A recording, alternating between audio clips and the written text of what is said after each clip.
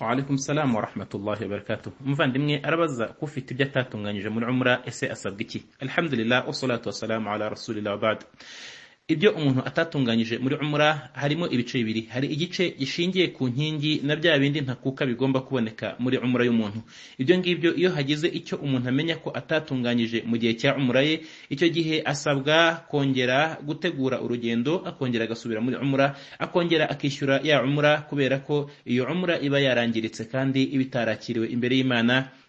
By'umwihariko muri za nkingi zigize umra, arizo gufata umugambi, arizo gukora tawafu, arizo gukora sa'iya hamwe no kogosha. Ibyo bintu bine iyo abyubahirije neza hanyuma akabikora ari mu buryo bwemewe kandi budafite icyo butwaye, ibindi bisigaye ashobora kuba hari byangije, nko kuba urugero wenda tawafu atarasomyemo iduwa, cyangwa se hari iduwa za Safa na Marwa atabashije gusoma, cyangwa se akaba wenda urugero yarogoshe ari muri umra, cyangwa se akambara ingofero, cyangwa akambara umwenda udoze, n'ibindi mu bikorwa bitesha agaciro cyangwa se bigabanya uburemere bw'igikorwa ariko bitacyangiza. Iyo ari muri ibyo byo mu cyiciro cya kabiri, ahangaha ntagasabwa gusubiramo ya umra.